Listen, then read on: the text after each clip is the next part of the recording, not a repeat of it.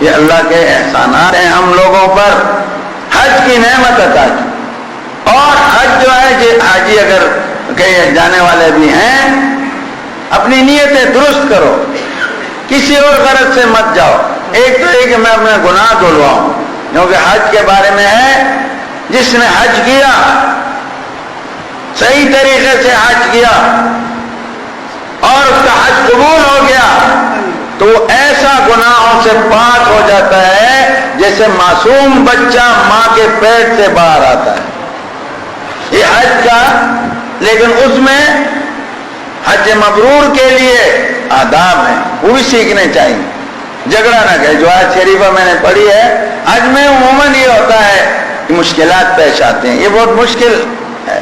پہلے آپ یہاں جاؤ گے، ایئرپورٹ پہ چیکنگ ہوگی، ادھر ادھر، پھر آدمی اور پتہ نہیں رات بھر جاگنا پڑے، اور صبح وہاں پہنچے گا، لینوں میں لگا دیں گے، کئی گھنٹے لگ جائیں گے، پسینے اترے ہوتے ہیں اور عجیب حالت ہوتی ہے۔ تو یہ سب برداشت، گھر سے چلتے وقت یہ نیت کرے کہ جو مجھے اس رستے میں، وہ سب ثواب ہے، اجر ہے، پیسہ لگتا ہے ثواب ہے، بدن استعمال ہوتا ہے ثواب ہے، وقت لگتا ہے ثواب ہے، یہ رستے ہی ایسا عشق و محبت کا ہے۔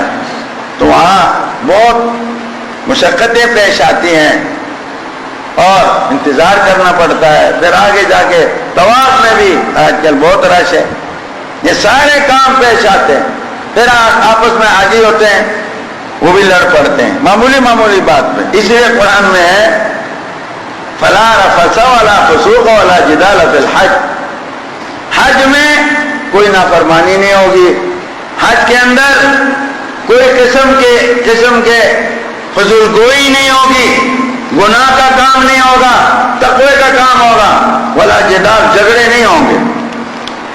تو نے اتنا کھایا، میں نے اتنا کھایا، اور یہ حاجیوں میں یہ تماشے رہتے ہیں۔ تو حاجیوں کو سنبھل کے رہنا چاہیے، اگر کسی اور نے زیادہ کھا لیا تمہارا ثواب ہو جائے گا۔ حج کے دوران مکہ شریف 1 روپیہ کوئی اللہ کے نام پہ خرچ کرے، 1 لاکھ کا ثواب، 1 رکعت 1 لاکھ کے برابر ہے، 1 قرآن ختم کرو 1 لاکھ کے برابر۔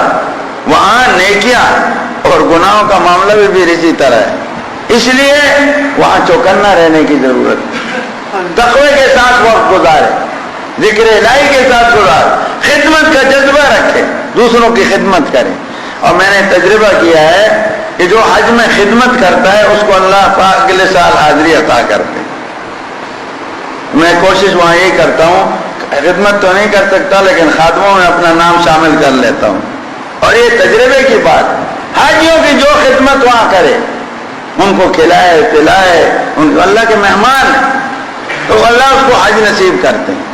سخاوت کرے، حج میں کھانا کھلائے، غمخواری کرے، صبر کرے، کسی ساتھی سے زیادتی ہو گئی کوئی بات نہیں، معاف کر، کیوں قرآن میں ہے کہ تم جھگڑے نہیں کرو گے، فسق و فجور نہیں کرو گے، تو پھر حج وہی ہوگا، حج مبرور کا بدلہ جنت۔ اور حاجی جب صحیح حج کرتا ہے وہ ایسا ہے جیسے ماں کے پیٹ سے معصوم نکلا ہوا بچہ، سارے پچھلے گناہ معاف۔